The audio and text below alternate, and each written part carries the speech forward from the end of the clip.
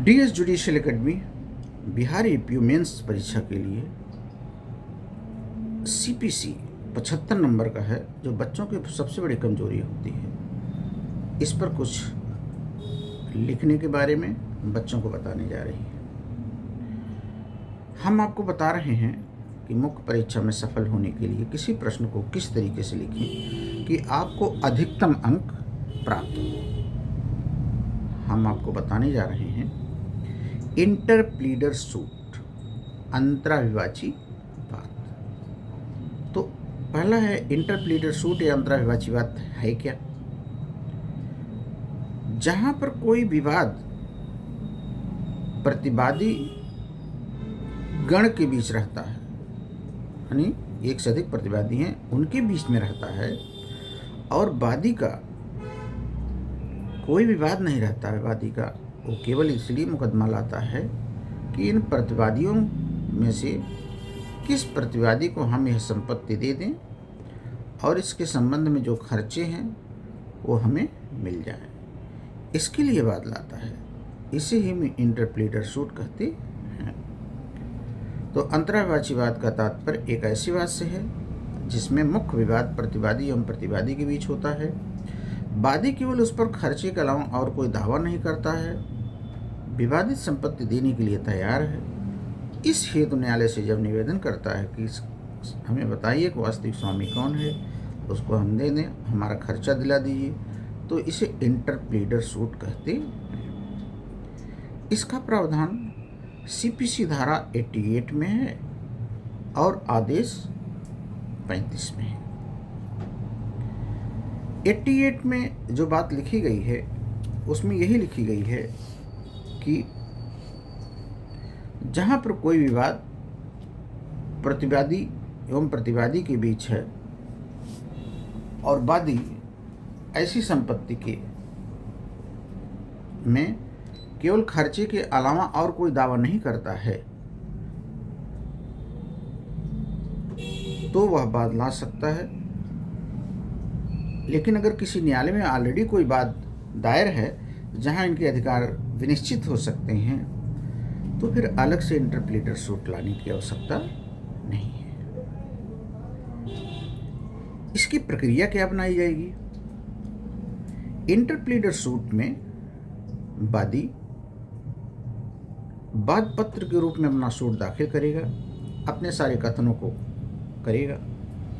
न्यायालय में विवादित संपत्ति जमा करने के लिए वह तैयार है, और न्यायालय चाहे तो वादी को मुक्त कर सकता है, प्रतिवादियों से अपने अपने दावे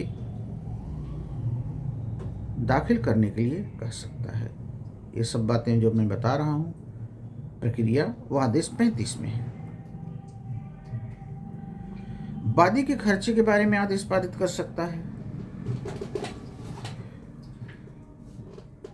आदेश 35 और धारा 88 दोनों मिलाकर के एक प्रावधान और महत्वपूर्ण है कि कब इंटरप्लीडर सूट नहीं लाया जा सकता है। दो कंडीशन है जबकि इंटरप्लीडर सूट नहीं लाया जा सकता। पहला, अगर कोई सूट किसी न्यायालय में ऑलरेडी पेंडिंग है जहां प्रतिवादी गण के अधिकार विनिश्चित हो सकते हैं, तो यह इंटरप्लीडर सूट नहीं लाया जाएगा, मामले को फिर उसी न्यायालय को भेज दिया जाएगा। दूसरा, कोई एजेंट अपने स्वामी पर, किराएदार अपने मकान मालिक पर ऐसा इंटरप्लीडर सूट नहीं ला सकता। तो ये जानकारी आपको इंटरप्लीडर सूट के बारे में हमने दी। आप इतनी ही बातें केवल लिखिए, आप जरूर सफल हो जाएंगे। अनावश्यक बातों को लिखने की जरूरत नहीं है।